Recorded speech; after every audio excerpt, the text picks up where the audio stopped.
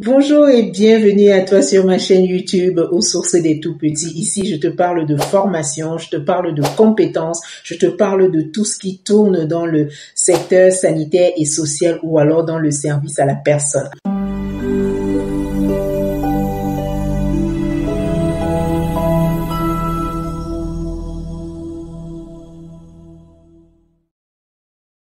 Alors, si tu ne me connais pas, je suis Janine Guèche, professionnelle de la petite enfance, alias la nounou la plus célèbre de France. Je travaille chez des particuliers et j'ai mon organisme de formation. Je te forme pour que toi aussi, tu puisses travailler dans le secteur du service à la personne afin de pouvoir toi aussi évoluer dans le domaine comme moi, comme je suis en train d'évoluer aujourd'hui dans le domaine et tu le vois.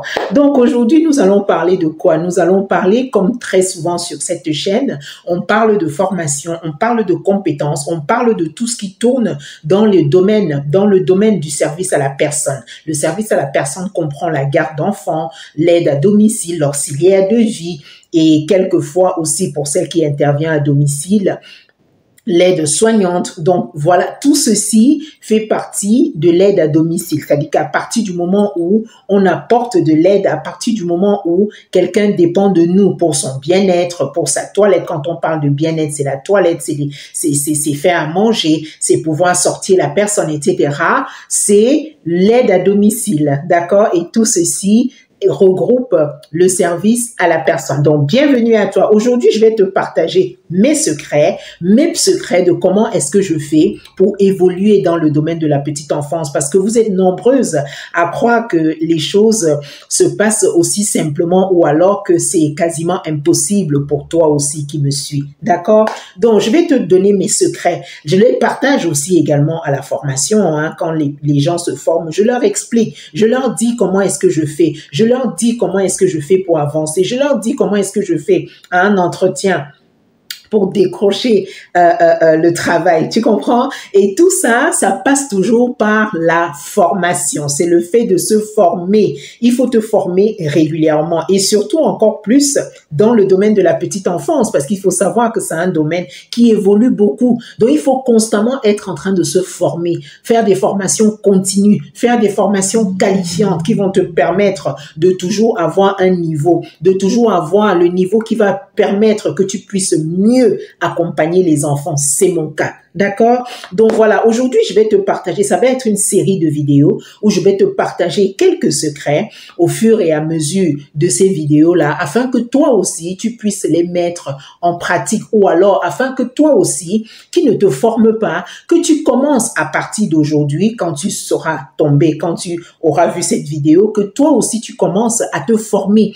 Fais des formations qualifiantes, je dis bien, et des formations continues, d'accord? Il ne s'agit pas de faire des longues formations. Je n'ai rien contre les longues formations de 3 mois, de 6 mois, mais simplement ce sont des formations d'un jour, de 2 jours, les formations d'une semaine, les formations de 5 jours, les formations de 3 jours, mais qui te permettent d'être opérationnel tout de suite. C'est comme ça qu'on fait pour avancer dans ce domaine. Tu comprends? Donc voilà, je vais te partager quelques secrets que moi, je pratique, ok? Dans un premier temps, ça, c'est quand tu as déjà décroché le contrat et que tu vas commencer à travailler, ok? C'est quand tu as déjà décroché le contrat. Dans un premier temps, l'importance de la relation. Ça, c'est le premier point. Et dans la relation, qu'est-ce que tu as? Tu as le lien affectif. Avec les enfants, j'entends, avec les enfants que tu gardes ou avec les enfants dont tu t'en occupes. Donc, dans un premier temps, il y a l'importance de la relation. Dans l'importance de la relation, tu as le lien affectif. Le lien affectif, c'est quoi? Je vais te dire ce que c'est. Et c'est ce que moi, je pratique. Ça, ce sont mes secrets que je te donne, mais ça me dérange pas. Je te le donne gracieusement, il n'y a pas de problème. Mais si toi aussi, tu as envie de te former, tu as envie d'évoluer dans le domaine, tu peux me contacter, d'accord? Tu peux me contacter et t'inscrire à l'une de nos sessions de formation que nous proposons en région parisienne, dans le 91. OK? Donc voilà. Le lien affectif, les enfants, les tout petits, et je rappelle qu'ici, on parle de la petite enfance. Et la petite enfance, c'est de la naissance jusqu'à l'âge de 6 ans. 0-6 ans. Donc, on parle des enfants de cette tranche d'âge-là, c'est-à-dire les enfants de la naissance à 6 ans. Donc, la petite enfance, ok? Donc, voilà. Les enfants ont besoin, ou alors les tout petits ont besoin de se sentir en sécurité et aimés. retiens bien ceci, les tout petits ont besoin de se sentir en sécurité et aimés. Note bien ceci en rouge dans ton petit carnet quand tu vas écouter cette vidéo. Je dis bien ceci, je répète et tu notes. Les tout petits ont besoin de se sentir en sécurité et aimés. Et quand tu sais déjà ça, qu'est-ce que tu fais? Quand tu sais déjà ça. Là, je suis en train de te partager vraiment ce que je fais payer normalement dans mes formations. Mais ça, je te les donne gracieusement. Et si tu as envie vraiment de te former, de savoir comment est-ce que tu peux faire, tu peux nous contacter et t'inscrire à l'une de nos sessions. Quand tu sais déjà que les tout petits aiment bien se sentir, et je pense pour tout le monde d'ailleurs, mais puisqu'ici nous parlons de la petite enfance, on va rester sur la petite enfance, ok?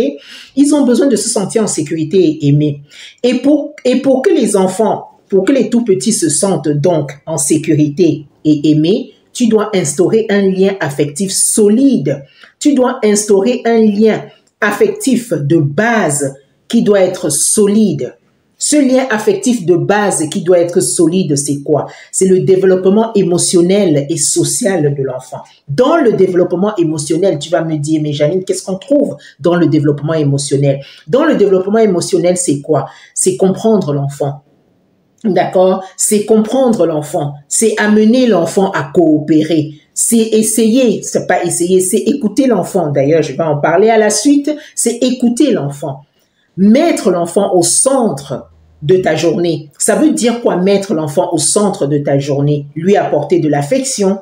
Lui apporter de l'affection, ça veut dire quoi? Ça veut dire s'occuper de lui. Ça veut dire lui donner à manger. Ça veut dire faire des activités avec lui. Ça veut dire c'est-à-dire que l'amener à participer à tout ce que tu fais de la journée, même si l'enfant ne parle pas encore. D'accord? Même si tu as un enfant de 3, même si tu as un enfant de 6 mois, de 18 mois, d'un an à t'en occuper. D'accord? Toute la journée. Même s'il ne parle pas encore. Tu amènes l'enfant, évidemment, quand il est éveillé, pas quand il est en train de dormir. OK? C'est tout ça qui te permet effectivement de faire que l'enfant, c'est tout ceci qui permet à ce que l'enfant se sente avec toi en sécurité et se sent aimé également. C'est tout ceci. D'accord? Donc, voilà le premier point. Et le deuxième point, c'est l'individualité.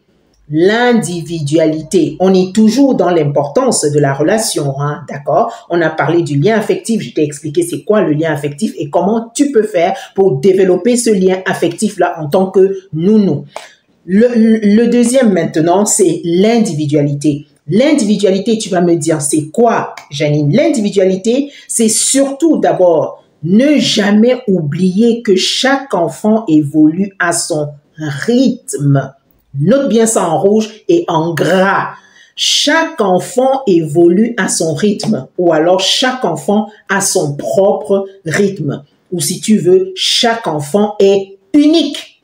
Oui, tu as bien compris ce que je t'ai dit. Chaque enfant est unique. Bien qu'on pense souvent que sur certains plans du développement de l'enfant, ils font tout, enfin, ils passent tous par le même chemin. Oui, mais par le même chemin avec des aspects, il y a certaines nuances dedans. Quand tu observes, quand tu regardes et tout. Donc, chaque enfant est unique et il faut savoir que chaque enfant évolue à son propre rythme. Ça, c'est un premier point. Il est donc essentiel que toi, professionnel de la petite enfance, nounou que tu es, que tu respectes le rythme de chaque enfant. Oui, tu as bien compris ce que j'ai dit. Tu dois respecter le rythme de chaque enfant. Si tu as 2 enfants à t'en occuper, si tu as un enfant à t'en occuper, tu respectes le rythme de cet enfant-là.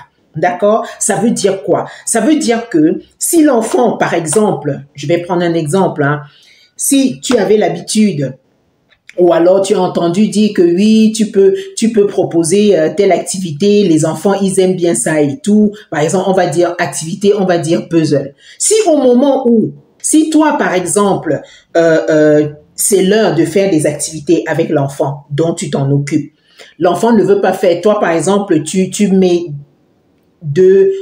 une ou deux, tu proposes, parce qu'on propose toujours et l'enfant choisit. Tu penses à mettre une ou deux activités, on va prendre les puzzles ou alors la pâte à modeler, d'accord? Et l'enfant, tu te rends compte que l'enfant ne veut pas. Oh, toi, par exemple, tu veux, ça peut arriver, hein. Toi, tu souhaites, par exemple, tu dois respecter le rythme de l'enfant. L'enfant ne veut pas faire le puzzle, tu fais la pâte à modeler et vice versa. Il ne veut pas faire la pâte à modeler, et ben tu fais le puzzle. C'est un exemple. D'accord? Il veut faire le dessin, et ben il te dit qu'il veut faire le dessin, et ben tu fais plutôt le dessin. Est-ce que tu comprends? C'est ça, par exemple, respecter le rythme de chaque enfant et sa personnalité, ses besoins également. Parce que si l'enfant ne veut pas faire le puzzle à ce moment-là que tu proposes et il veut faire plutôt, par exemple, le dessin, c'est que c'est un besoin en fait. C'est un besoin qui est en train de se créer en lui. Il a envie de tenir le feutre, il a envie de tenir un crayon, il a envie de tenir une feuille, il veut prendre une feuille, tu vois, c'est ça en fait, tu comprends? Donc voilà le deuxième point. Et le troisième point, l'écoute active. Écoute bien ceci, l'écoute active. Tout ce que je suis en train de te donner là, tous ces secrets que moi, étant formée, d'accord, je pratique et ça marche très bien. D'ailleurs, c'est pour ça que je suis la nounou la plus célèbre de France. Oui. C'est pour ça que ça marche, tu comprends? Tout ce que je te dis là, c'est ce que je mets en pratique chez les particuliers et ça marche. Tu comprends? Donc, c'est ce que je suis en train de te partager aujourd'hui. Donc, le troisième point, c'est l'écoute active. C'est quoi l'écoute active, tu vas me dire? Tu vas me dire, mais Janine, c'est quoi l'écoute active? Alors, tu dois prendre le temps d'écouter les enfants dont tu as la charge. Tu dois prendre le temps d'écouter les enfants dont tu as la charge ou alors l'enfant dont tu as la charge. Tu comprends? Parce que on sait souvent, hein, on s'entend souvent parler, quand on est souvent on parle, hey, l'enfant là ne va pas me commander, hey, il va faire ce que je veux. Tu vas prendre le temps d'écouter l'enfant dont tu as en charge. C'est très important. Et note bien ceci en rouge également. Alors, qu'est-ce que tu dois faire? Même si l'enfant ne parle pas encore, je dis bien même si l'enfant ne parle pas encore, tu dois écouter l'enfant. Oui. L'enfant dont tu es en charge parce que les expressions, les gestes et leurs émotions sont des formes de communication. Écoute bien ceci, les expressions des enfants, les gestes des enfants, leurs émotions sont des formes de communication. Oui, ce sont des formes de communication. Je vais te prendre un exemple. Tu as envie, par exemple, c'est l'heure après comment on appelle ça, la sieste. Après la sieste, c'est l'heure d'aller peut-être au parc ou à la bibliothèque, à la médiathèque. Tu avais prévu de faire ça, ok? Et que tu as prévu de prendre le goûter, par exemple, plutôt dehors, ou alors au parc, ou alors, je sais pas moi, peu importe où tu vas, souvent t'aérer avec l'enfant ou les enfants. Il vient de se réveiller de la sieste. Tu es par exemple pressé. Tu vois que le temps est en train de passer alors que tu as besoin de sortir vraiment l'enfant. Il faut qu'il s'aère un petit peu. Tu lui dis, vous aviez l'habitude par exemple de prendre le goûter à la maison avant de sortir.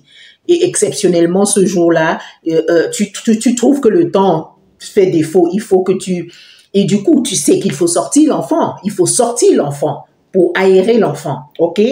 Et du coup, tu te dis, mais non, il faut qu'on se dépêche, il faut qu'on Et subitement, l'enfant commence à pleurer. Il commence à pleurer, tu l'habilles malgré tout, tu l'habilles pour que vous puissiez partir. OK? Là, l'enfant est en train de faire quoi? Il est en train de communiquer. Pour un enfant qui ne parle pas encore, il est en train de communiquer par ses émotions. L'émotion ici, c'est quoi? C'est les pleurs. L'émotion, c'est les pleurs. L'enfant est en train de communiquer. Et tu dois comprendre cela, en fait, que l'enfant a besoin que vous puissiez, et pour ça, que vous puissiez prendre le goûter à la maison, mais tu dois lui expliquer. Tu dois prendre le temps de lui expliquer. Et au final, tu peux même ne pas y aller, mais sortir, prendre le goûter avec lui à la maison, tout en lui expliquant que voilà, tu voulais faire ceci parce que si, parce que ça. Mais sortir quand même avec l'enfant, même faire un tour de pâté de maison et rentrer à la maison ensuite pour que l'enfant s'aère un petit peu. Donc voilà, je vais m'arrêter là pour pas que la vidéo soit très longue. J'espère qu'elle te sera très utile parce que ça, ce sont mes secrets que je suis en train de te partager en tant que nounou, professionnelle de la petite enfance, alias la nounou la plus célèbre de France. Donc, si toi aussi, tu veux te former dans le domaine de la petite enfance, travailler, évoluer et surtout, être également célèbre, je te conseille de nous contacter ou alors tu peux nous contacter. Nous avons nos formations qui se déroulent en région parisienne pour venir te former aussi. Et je rappelle ici que tu peux te former avec ton passeport en cours de validité pour toi qui n'as pas encore les cas, pour toi qui n'as pas encore les BES, pour toi qui n'as pas encore les CB. Tu peux te former avec ton passeport en cours de validité. Donc voilà. Sur ce, je te souhaite de passer une excellente journée ou alors une belle soirée et je te dis, suivant ton fuseau horaire évidemment, et je te dis à très bientôt pour une nouvelle vidéo. Merci.